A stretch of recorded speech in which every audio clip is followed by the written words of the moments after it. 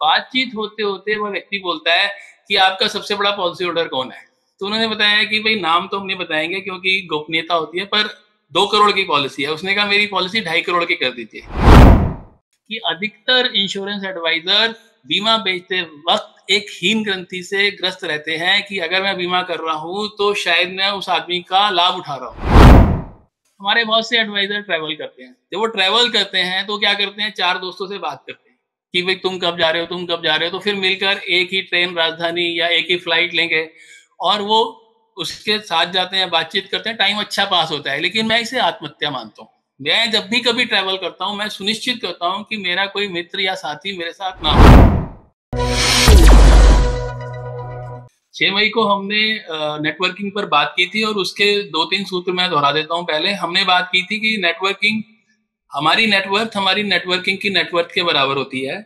दूसरी बात हमने की थी कि नेटवर्किंग अगर अपनी जिंदा रखनी है तो अपने मोबाइल में कॉन्टैक्ट सेव करने का तरीका हमें सुधारना होगा। उसके अंदर हमने कहा था कि भाई जब नाम लिख रहे हैं तो उनके साथ उनका पद, कार्य, हम उनके क्या काम आ सकते हैं, वे हमारे क्या काम आ सकते हैं, वे किस नगर में रहते हैं, ताकि जब जब जरूरत पड़े हम किसी भी टैग से उनको ढूंढ सके। और अंतिम बात हमने ये की थी कि नेटवर्किंग करने के लिए सिर्फ एक बार जान लेना काफी नहीं है, उसको सीखते रहना पड़ता है। उसके लिए हमें आज जो हमारे पास सुविधाएं उपलब्ध हैं, जैसे व्हाट्सएप है तो उसमें ग्रुप बनाना, उसमें ब्रॉडकास्टिंग लिस्ट बनाना, सोशल मीडिया का प्रयोग करना, ये सब हम पिछले सेशन में बात कर चुके हैं। अब आज हम अपने दर्शकों से शेयर करना चाहेंगे कि नेटवर्किंग किस तरह से फायदा देती है। तो मैं आपको लेकर चलता हूँ 1997 में, जब मैं जोधपुर में मार्केटिंग मैनेजर हुआ करता था। तो उस समय सुबह अखबार पढ़ते समय मैंने देखा कि एक उद्योगपति को इनकम टैक्स विभाग ने जिले का सबसे बड़ा टैक्स पेयर होने के लिए उसका सम्मान किया है। तो जैसे ये समाचार आता है तो नॉर्मली हम इस पर ध्यान नहीं देते हैं, लेकिन मैंने उस दिन उस उद्योगपति के ऑफिस के नजदीक जो हमारी शाखा थी, यूनिट 3, उनके शाखा प्रबंधक को कहा कि आप एक बुके लेकर इनको धन्यवाद अभिनंदन करने जाएं। तो जैसे ही वो वहां पहुंचते हैं तो उद्योगपति, क्योंकि अब कोई उनको सम्मान देने आ रहा है तो उसमें अपॉइंटमेंट मिलने में टाइम ही नहीं लगता, तो उसने उनको अंदर बुलाया। बुलाते ही उसका पहला सवाल ये था कि ये तो अखबार में आया है, हजारों लोगों ने पढ़ा है, आप अकेले क्यों मेरा स्वागत करने आए, ये मैं नहीं समझ पा रहा हूँ। तो उन्होंने बताया कि भाई हमारा लक्ष्य है कि अगले साल आप नगर के सबसे बड़े टैक्स पेयर ना रहे। तो उसने कहा ये क्या बात हुई। उसने कहा कि भाई आप इतना टैक्स दे रहे हैं, इसमें से काफी तो इंश्योरेंस के थ्रू आप बचा सकते हैं और अपने कर्मचारी के बेनिफिट बढ़ा सकते हैं। बातचीत होते होते वह व्यक्ति बोलता है कि आपका सबसे बड़ा पॉलिसी होल्डर कौन है। तो उन्होंने बताया कि भाई नाम तो हम नहीं बताएंगे क्योंकि गोपनीयता होती है, पर 2 करोड़ की पॉलिसी है। उसने कहा मेरी पॉलिसी 2.5 करोड़ की कर दीजिए। अब यहाँ देखिए कि कोई सेल्समैनशिप नहीं हुई है, कुछ नहीं हुआ है, सिर्फ हम उसका अभिनंदन करने गए हैं। और वो व्यक्ति के मन में ललक है कि अगर मैं इस नगर का सबसे बड़ा टैक्स पेयर हूं तो मुझे इसका सबसे बड़ा पॉलिसी होल्डर भी बनना है। तो इतना काम करने पर आप सोचेंगे कि ये तो नेटवर्किंग का काम पूरा हुआ, नहीं, अभी बड़ा सबक बाकी है। बड़ा सबक क्या है कि जैसे आप जानते हैं कि भाई अधिकारियों के पास बीमा बेचने के लिए लाइसेंस नहीं होता, तो एजेंट ही बीमा कर सकते हैं, एडवाइजर ही बीमा कर सकते हैं। तो हमने कहा भाई आपकी पुरानी पॉलिसी होगी, उसने कहा 50,000 की। 2.5 करोड़ की पॉलिसी लेने वाले की पिछली पॉलिसी 50,000 की है। और वो एजेंट कौन है, उसका अपना छोटा भाई। तो हमने कहा कि आपने उनसे बीमा क्यों नहीं कराया। वो कहते हैं कि उन्होंने कभी कहा ही नहीं। तो हम उनके भाई के पास पहुंचे। उनके भाई से हमने कहा कि भाई आपने अपने भाई को खुद क्यों नहीं कहा बीमे के लिए। तो वो कहता है कि ना भैया सोचेंगे कि मैं उनकी पोजीशन का फायदा उठा रहा हूँ। यहाँ पर जो आज का मेन लेसन है वो है कि अधिकतर इंश्योरेंस एडवाइजर बीमा बेचते वक्त एक हीन ग्रंथि से ग्रस्त रहते हैं कि अगर मैं बीमा कर रहा हूँ तो शायद मैं उस आदमी का लाभ उठा रहा हूँ। दोस्तों, मैं ये बात आपसे कहना चाहता हूं कि ऐसा नहीं है। जो लोग पैसा कमाना जानते हैं वे जरूरी नहीं है कि पैसा सुरक्षित रखना भी जानते हो। एक इंश्योरेंस एडवाइजर पैसा कमाने वाले को पैसा सुरक्षित रखना, उसके ना होने पर भी उसकी आय बंद ना हो, ये काम करता है। ये एक यज्ञ है। इस यज्ञ को करते वक्त हमें गर्व की अनुभूति होनी चाहिए। हम उसको किस तरह से एक व्यस्तता के बीच में हम जाकर उसका सारा पैसा सुरक्षित कर रहे हैं, ये अगर अभिमान आ जाएगा तब आपकी नेटवर्किंग का फायदा है। वरना नेटवर्क बन भी गया तो उसका यूज क्या करेंगे। अगर आपको ये ग्रंथि है कि अगर मैं बीमा करूंगा तो सोचेगा दोस्ती का लाभ उठा रहे हैं, तो आज का जो मुख्य सबक है ये है कि जब आप बीमा करते हैं किसी का, कभी ये मत सोचिए कि वो आप पर एहसान कर रहा है। एक्चुअली में आप उसको, उसके परिवार को, जैसा मेरे पूर्व वक्ता ने कहा है कि आप अगर बंबई में बैठकर बिहार के अंदर किसी आदमी की मदद कर रहे हैं, ये इतना बड़ा काम है। तो इसको यहाँ पर सोचें। अब मैं आपको दूसरा एग्जाम्पल देता हूँ। ये बात दिल्ली की है। उस समय मैं समूह बीमा में था। साठे जी हमारे केंद्रीय कार्यालय में बॉस हुआ करते थे, हम दिल्ली में उनके साथ काम कर रहे थे।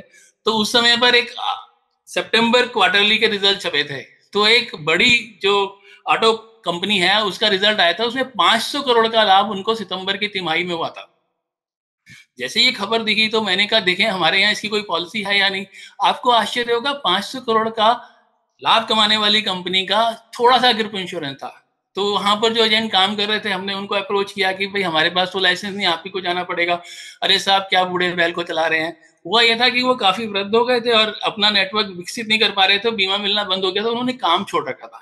तो हमने पहले उनका लाइसेंस रिवाइव कराया, फिर उनको बताया कि भाई इसमें आपको घर बैठे बहुत पैसा मिलेगा।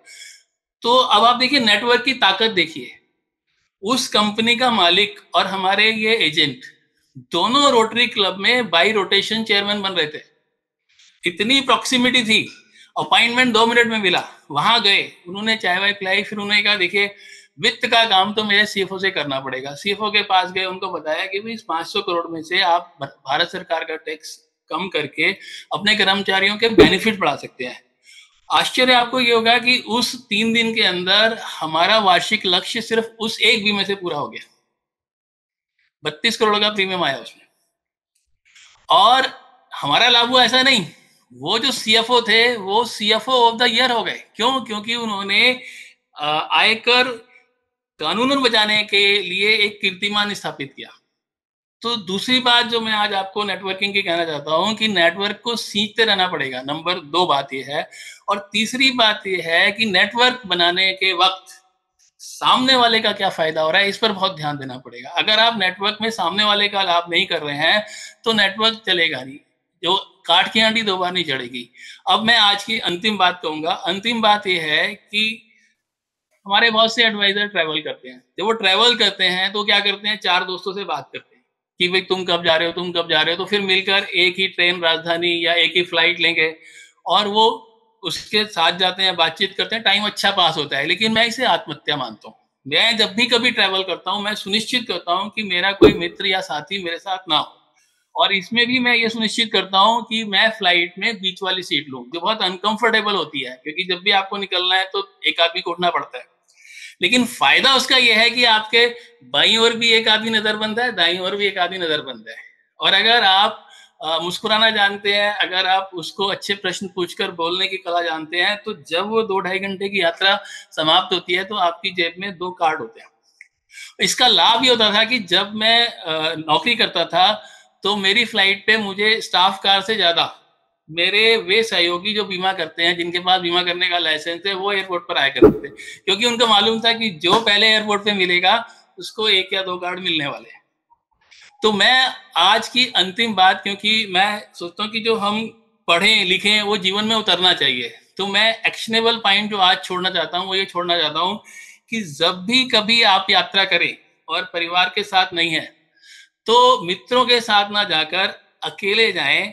और उस बीच में अपनी जो ये कला आप आजमाते हैं, मैं जो पुस्तकें पढ़ता हूँ, जो मैं ट्राई करता हूँ, उस सबको मैं एयरपोर्ट पर आजमाता हूँ। क्योंकि अगर मान लीजिए वहां बीमा नहीं होता है तो मेरा क्या जा रहा है, कौन देख रहा है कि राकेश कुमार आज फेल हो गए।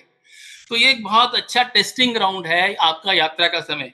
इसमें आप कितने मित्र बना पाते हैं, कितना। मेरे आज जो बहुत अच्छे मित्र हैं जिनसे मैं काफी जैसे मैं इन्वेस्टमेंट करता हूं, तो मेरे एडवाइजर जो है वो हैं जो ट्रेन में मिले थे। तो अगर आप अपने नेटवर्क के बारे में चिंता करते हैं, जो यात्रा के समय थके हुए आंख बंद कर रोते धोते ना जाएं, घर से सोकर फ्रेश होकर खाना पीना खाकर जाएं, कि आपकी पूरी ऊर्जा बातचीत करने के लिए उपलब्ध हो और आप एक अच्छे श्रोता की तरह प्रश्न करने के बाद सुनना जाने। और उसके बाद में अगर आपके हाथ में कार्ड है और 2 दिन बाद आपको आपका सहयात्री फोन करके पूछता है राकेश जी कैसे हैं, तो आप नेटवर्किंग में कुछ आगे बढ़े हैं और हम सब मिलकर इस यात्रा में आगे बढ़े। इस पर मैं अपनी बात समाप्त करना चाहूंगा। और एक बार फिर रंजीत जी को धन्यवाद।